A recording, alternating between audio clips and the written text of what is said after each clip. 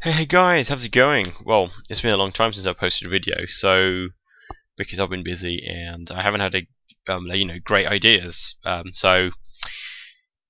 I have a great idea now. Let's build a chat system. Yep, that's right, I said it. Let's build a chat system to be able to chat to each other. Now you'll say, I use Facebook, and I'll be like, well, but it uses Facebook. You'll be like, So at the end of our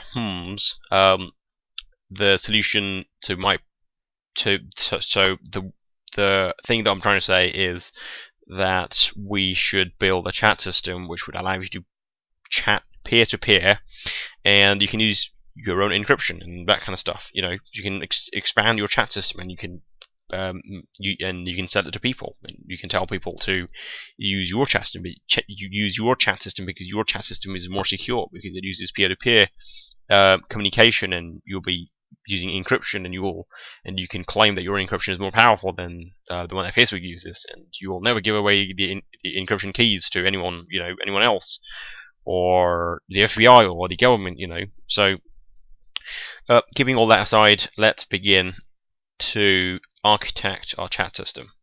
Now, I've just opened Notepad, the good old Notepad, even though I'm on Windows 8, to put our ideas here about how we're going to build the chat system.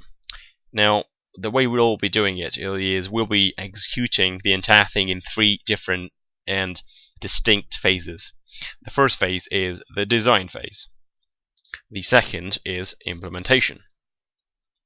Now, when I say design, I don't mean paper design, I mean GUI design, which is technically implementation.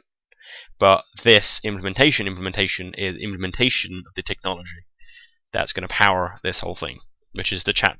Because what good is a chat system if you can't chat?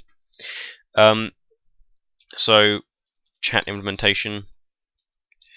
And the third thing is going to be, of course, testing. And then we'll go back to here, and we'll do some changes. And we can always, since we are agile and we are, all that good stuff, we'll do some design. We'll probably do this, then we'll be like, oh, we should have added a text box there, and we'll go back there. We'll add a text box. We'll do this, and we'll be like, that was a bad idea. We'll go back here, take away the text box, do some stuff, and then we'll be like, this works. Let's go test it. We'll do the test, and then we'll be like, it's broken. We'll go back here. So you get the idea. The first step is the GUI design. In the GUI design, what we'll do is we'll create a GUI. Now, the chat system will have a GUI because of the fact that it makes interaction easier, and we're in this GUI world where everything's clicky and touchy, and you can do all that stuff. So, yes, we need a GUI. Now, for a chat system, we need the very basic components of the graphical user interface are going to be stuff like text box, buttons, and text areas. That's basically it. That's what we're going to have in our GUI. So, text box, button, text area. Now, what is the text box for? Well, the text box is going to be for of course, the send message. We will also design text boxes to which will ask where the user can enter the IP address of the remote machine, so IP address, and the port number of the remote machine, so port number. So yeah, button, what for? Connect, because you need to click the button in order to connect. Disconnect. Now, I know many of you must have said that why don't we just create a button that would change its text depending on the state of the connection. While I appreciate that that's a good idea, we want to keep this system extremely simple, and we don't want to do all that coding, say if text is connect, do this, if it's disconnect, do this, all that kind of stuff. So yeah, let's just keep them separate. The third thing is going to be the send button. because you need to click the send button in order to send the chat message. Yeah, cool. And what is the text area for? Text area is gonna be the incoming chat thing. So incoming chat, and we could probably append the outgoing chat to it as well. So outgoing chat. Now, what about the chat implementation? Now, there are two things to this. We're going to have to develop a socket server. Well, we'll have to implement the socket server, or the server socket Java object that would allow you to receive the text messages or receive a connection.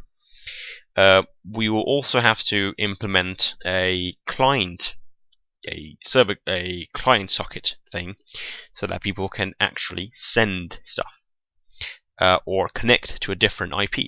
So server client. Got it? Easy? Cool. Now testing. What will the testing involve? Testing will mainly involve stuff like a virtual machine, because I don't have an extra machine to test this on. So virtual machine, and the host machine, which is this machine, this machine on which you are seeing the mouse cursor. So the host machine, which is this Windows 8 machine of mine. Yeah, so basically that's it. It's only 1, 2, 3, 4, 5, 6, 7, 8, 9, 10, 11, 12 things to do. It's not so hard, is it? Right, so let's get cracking with the GUI design. Let me just minimize this quickly, and since we have got our plan, we'll put that into action. Let's create a Java project, Java application. Next, I'm going to call this chat app. I'm going to call it my chat app because it's my chat app and not anyone else's chat app. Finish. Final. Did I just say final? No. So, yep, everything's good. Let's just create a new package, new Java package .GUI. Press enter, and there we go. That's our package. Oh, I've got triple P's in there. Oh well, it makes it even more unique. Right-click, new JFrame form, because we want to make a GUI. So JFrame form, and in the class name, I'm going to call it main screen. Finish. There we go. That's our blank slate, where we can make the GUI design and get cracking. So I'm gonna, with every GUI design I'll do here as well, I will expand it, because who wants to make a program which is that small? No one. I'm gonna make it a bit bigger so that we can accommodate more things in it and make it a bit more pretty. What I'll do though is I'll make it a bit smaller, because my screen is terrible, I know. But yeah, I'm going to add a text field to it. And now this is where people will enter the IP address of the remote machine. I will add another thing, another text field to hold the port number. 2 buttons, connect, and scroll up, disconnect. So I'm going to edit this a bit because I like to call everything by name. Connect button. This is going to be disconnect button. This is going to be port text field. And this is not that. This is going to be the IP address. Now we need the text area. The text area should be in here because, well, you want a big text area to see the incoming stuff. So that will be your text area. I'm going to call it. Hang on, did I just? Right, okay, no. Chat. I'm just going to call it chat to make things easy and simple. The next thing that we need is a text field, which will allow users to type the actual message, and a button in the corner where people will click and the button would say send. So send button. Now this is disconnect button, so I'm going to make it look like a disconnect button. Disconnect. This is going to say connect. This is going to be blank, or 1, 2, 3, 4, so people will know that it's a port text field. This is going to be IP address. I'm going to keep it blank because we don't know the IP address. This is the message text field, so I'm just going to call this blank as well. And this is the button, the send button, so I'm just going to call it send. Now I'm going to resize the GUI thing to match the actual thing. So there we go, it's perfect. Let's run it. Shift F6, and there is my beautiful program. That's the IP address, so I can say 192.168.0.3. I can enter the port number, so 8888, and click connect or disconnect, and I could have a message say, "Yo, how's it going?" And then click send, and it will send the message. Yeah, so that's our first step to the actual program to have the chat system working.